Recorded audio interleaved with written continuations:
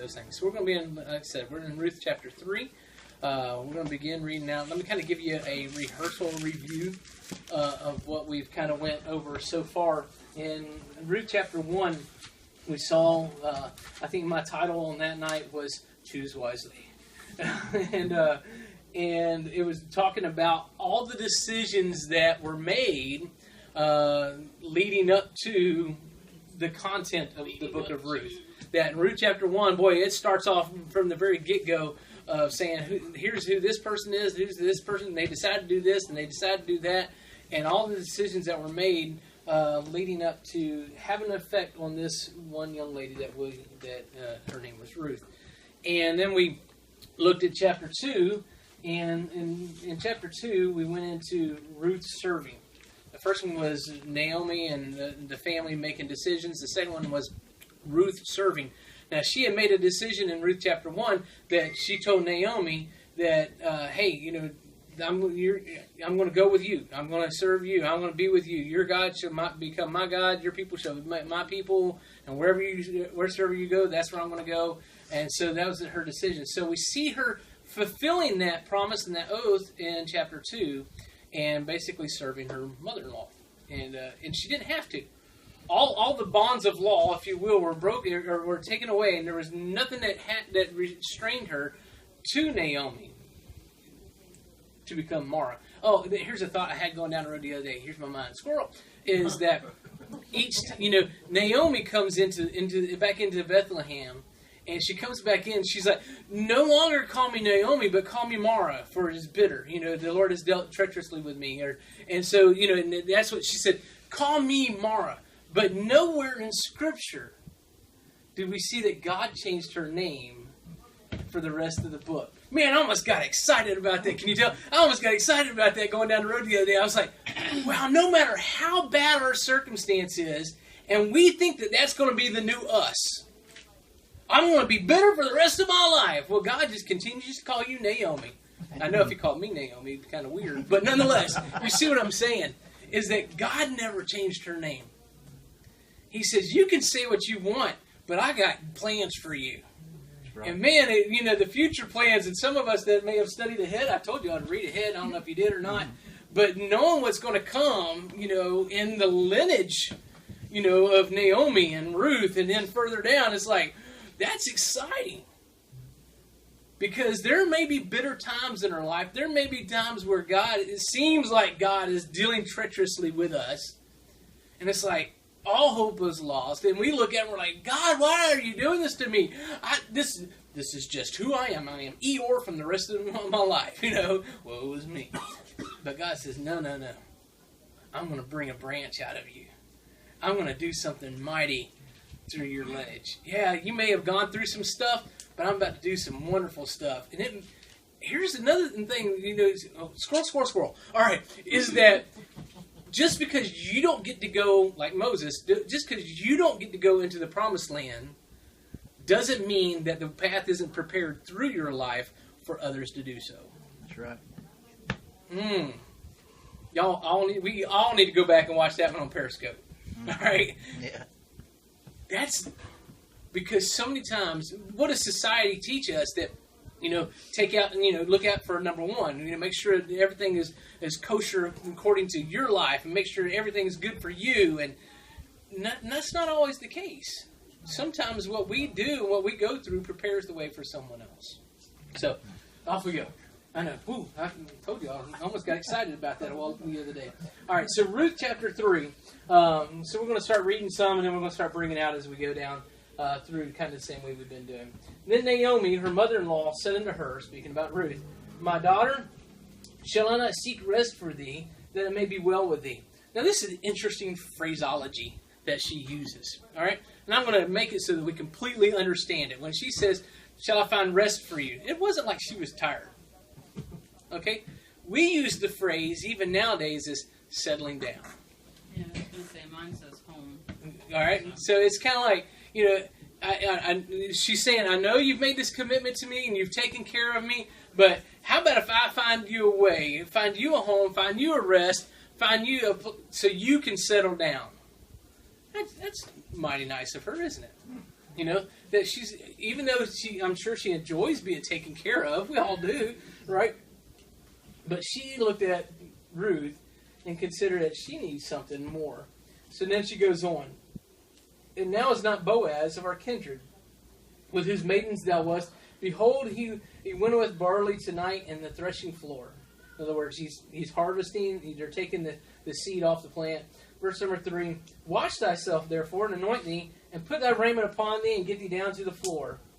But make not thyself known unto the man, until he shall have done eating and drinking. These first few verses, if you will, and it's going to continue down to verse number 7, but I got to stop on this one, is that this is Naomi's plan. If you want a little point, whatever you want, Naomi's plan. And she has this thing of saying, okay, all right. She starts thinking, all right, it wasn't a matchmaker type thing, like Fiddler on the Roof or something like that, but it was, she's looking after, and she's trying to look after, there's no telling, it doesn't say exactly how old Naomi is at this particular time, but she's looking after her daughter-in-law, and she starts thinking. Now, as she looks at it, she's like, okay, all right, Boaz. Oh, Boaz is a near kinsman. She said that in chapter 2. And so she starts thinking, she's like, okay, now, he's harvesting. He's in their harvest. And when they did harvest, they did it way into the night and the cool of the night. And then they actually stayed there at the threshing floor. They spent the night and they worked. They get up early and start working again. So it wasn't like they would leave the place and go, back to the homes or something like that. So she's sitting there thinking, okay, I know he's over there and they're doing the harvest and he's at the threshing floor and chances are he's going to stay the night there. And so here's what I want you to do. So she sends her to get all food up, all right? And so she goes, she gets that, and she's like, and I love how she gets to the end of this in verse number 4, and verse number 3. But make not thyself known unto the man until he shall have done eating and drinking. Because we all know that guys make their best decisions after they've been eating and drinking, right? This mother-in-law knew some things, right?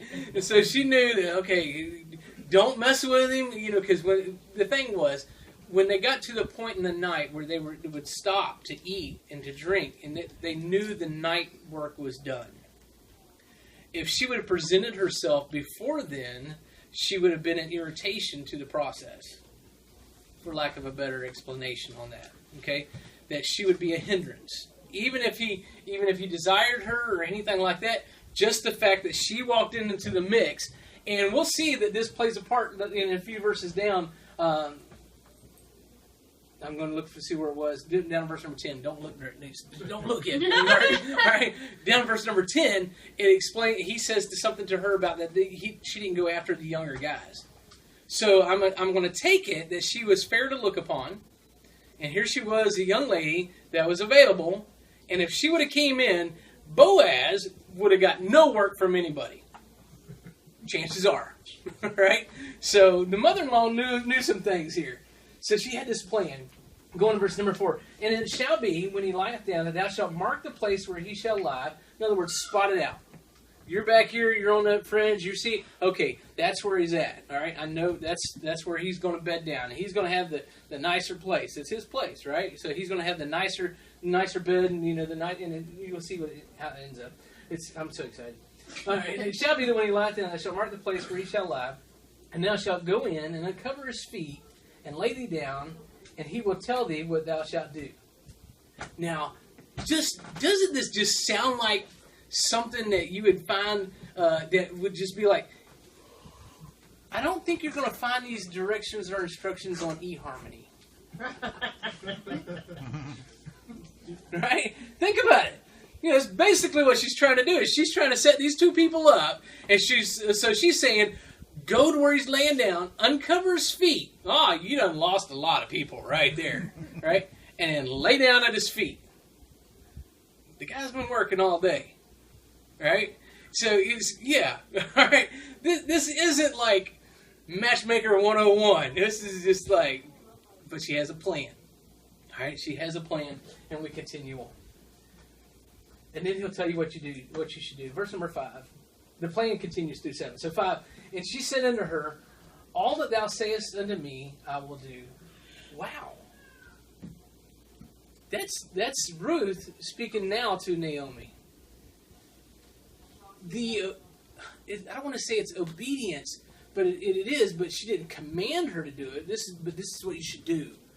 The directive and she's like, whatever you tell me to do, that's what I'm going to do. Man, without reservation. Now we've been talking, the last couple of chapters about things in Ruth's life that we can implement into our own life. All right. And let me just get ahead of my notes. Is just because we look at, you can tell I love Ruth, right? Not her, Ruth. I mean, I look at Ruth. All right, so you got these first 5 verses, and it's kind of like, wow, this is weird, this is strange. But then you see what she says here in verse number 5, and she said, all that thou sayest unto me, I will do. If we're going to implement some things out of Ruth's life into our own lives, and devotionally speaking here, that we can apply these things, one thing is that we can do is have a humble enough spirit that when God tells us to do something, even if it seems quirky or weird or not normal, all right? We are a peculiar people, zealous unto good works, right? That we should look at this and say, God, this is different. Now, in the culture of the time, it all made sense. But to us, that's kind of weird, all right? But she was obedient to what was being presented to her. Man, if we could do that, when God tells us to move, we should be like, don't understand it? I'm moving. Got a gentleman today that was asking a question. He's up in Mississippi, and he goes, I don't understand this. He goes, he said, all of a sudden God just burdened me about planting churches. As soon as I read it, I was like, what? And so, it just excites me to know that, because it lets me know that the cause of Christ is continuing on, right? That God's not done with His work. And so I'm reading that, and he goes, but I don't understand it. I don't want to plant a church. But God is laying all this on me about a burden for planting churches. And he goes, but I don't want to be a church planter. And somebody else got beat me on a comment, but I reiterated what they said. And I said, it's interesting. I said, because I was comfortable in my nest. I didn't put those words in him, but I'm using it to you guys tonight. And I think I've even told y'all, a couple of y'all, that very phrase from Job. And that, that I was comfortable in my nest, wasn't looking to go anywhere. And God started putting that burden on my heart, about coming down here. And it's like, I even let it go for several months before I even started insinuating to Nanette what was going on. And, she's over here tonight. All right. I got to learn my... And so it's like, but I told him, I said, it was almost a year of God preparing my heart for that endeavor. And I said, who knows what God's got in store for you? Maybe it's to support, church planters. Maybe it's, a different avenue. But man, that's... so it excited my heart when I saw that and knowing what was coming tonight, is because whenever God lays something on our heart and was kind of like, well, that just doesn't make sense. Be obedient to the voice of God. There's a gentleman that my dad used to work with, and he was a retired school teacher. He was, was living the good life in Florida, retired. And he got wind that they were needing English teachers in China, to teach conversational English. And so he decided to go ahead and be an English teacher, but his main goal was to go and be a missionary, under the support of the Chinese government, to be an English teacher. And he was going over there to present the gospel of Christ. And it was like, here he was, he retired, enjoying his life, and it's like, and then God put that burden on him, and everybody's like, what are you doing? Are you crazy? No. I want to do everything that He tells me to do. So when we see in verse number 5 in our life, may we apply it spiritually to ourselves. Verse number 6, and she went down into the floor and did according to all that her mother-in-law bade her. In other words, she just wasn't of lip service. She did. When she said, I want to do it, I'm going to do it. That she went and did it. She was a woman of her word. And when Boaz had eaten and drunk and his heart was merry, he was happy, he went to lie down at the end of the heap of corn, and she came softly and then covered his feet and laid her down. And then it just kind of gets almost Disney-like after this, right? Okay? And it came to pass at midnight, the bell chimes, dong, that the man was afraid and turned himself, and behold, a woman lay at his feet. Now, mind you, it wasn't like today. All right? Now, it would freak us out. We woke up and there was somebody strange laying at our feet. All right? But there was a whole nother reputation and honor thing that was involved with this. I mean, it was like, this was the guys, the maidens had their own place, and all of a sudden he wakes up in the middle of the night, boom, there's a woman. So he was a little scared. Yes. So he's kind of like, what? So here we go. And he said in verse number 9, who art thou? And she answered, I am Ruth, thine handmaid. Spread therefore thy skirt over thine handmaid, for thou art a near kinsman. Now, what does your Bible might have to say on the word skirt? Garment. Let me kind of break this so we can understand it a little bit better, as far as culturally speaking and stuff like that.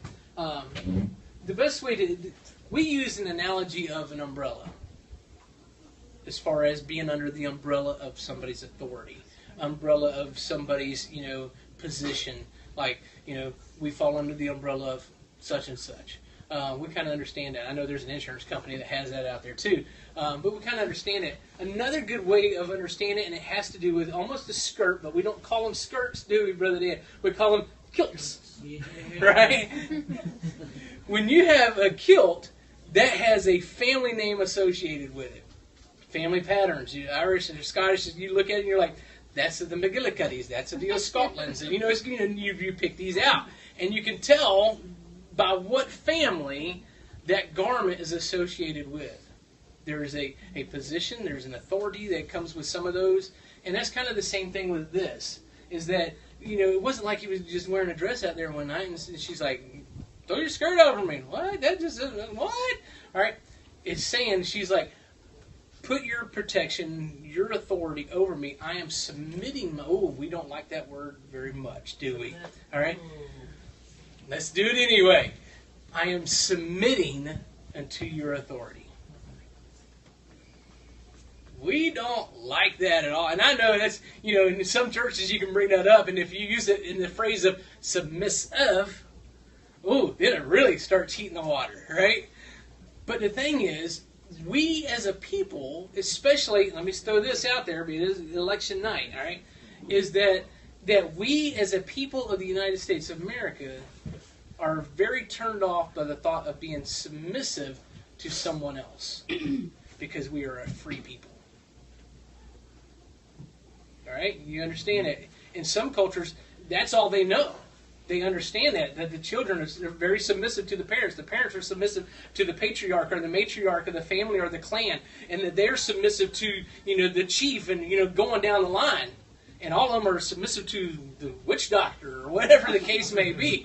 That you understand what I'm saying? In some cultures, that's the way it works. Here, it's kind of like, especially, we see the new generation, like, there is no respect of the parents, there is no respect of the government, no respect of authority of any kind. And so we, as a free people, say, I don't have to listen to anybody. You can say that, but you are only as free as the powers that be allow you to be. You understand that? All right? At any time, that can switch. I'm just saying, I'm not trying to preach doom and gloom, to the country. But I'm just saying that we, as an American people, we don't like the word of being submissive because it goes against what we consider freedom. True freedom is when we come to Christ, and whom the Son sets free is free indeed. True freedom is when we say, God, whatever you want. When we say, spread your skirt around us, put your garment of approval over us, put your garment of protection over us, I'm submitting to your power and to your will. That's huge. And we see that that's what she's doing here, that she's submitting unto him. And that's in verse number 9. In verse number 10, we see his response, and he said, Blessed be thou the Lord, my daughter, for thou hast shown... This is a whole different concept than who are you? Just a few seconds ago, right? Yeah. And he goes, my daughter, for thou hast showed more kindness in the latter end than at the beginning. Inasmuch as thou hast followed not after young men, whether it be poor or rich. He said, now, my daughter, fear not, I will do unto thee all that thou requirest, for all the city of my people doth know that thou art a virtuous woman. What a testimony. What a testimony. That the whole city knew that she was a virtuous woman. Oh, that our neighbors would know that we were a pure people. Right? Oh, that our neighbors, that our own families would know that we were a pure people. Pure of thought and deed. But he said, you're a virtuous woman. Now, I find verse number 12 interesting. And I'll explain why. Look at verse number 12. And now it is true that I am thy near kinsman. Howbeit, there is a kinsman nearer than I. There's a next of kin that's closer than I. And I read this, and I read it, and read it. And I'm like, okay, this is the process. This is the culture. And I read it again at lunch. And this isn't even in my notes. This is a lunchtime reveal right here. All right? And I'm reading it again at lunch after I went and cast my vote and given myself a right to complain. And, and I'm sitting there in my truck, and I'm reading it, and I'm like, and he said, howbeit I'm not, and I'm like,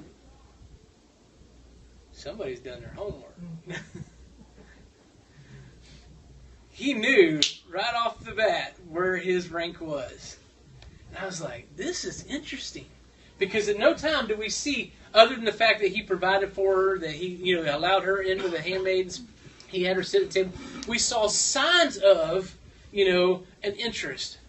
But now we see something that's behind the scenes of him saying, all right, if this comes about, and he starts finding out who's she married to, who was her husband, how are they, what are they in relation to me, and then he's already done the homework and found out that, oh man, I'm second. So the culture is that somebody else had, for lack of a better word, had first dibs. And so we see that he already has this kind of planned out in his head. So verse number 13, he gives her instruction on what to do, kind of like what Naomi was giving her earlier. So verse number 13, tarry this night, and it shall be in the morning, that if he will perform unto thee the part of a kinsman, basically take her to be his wife. All right?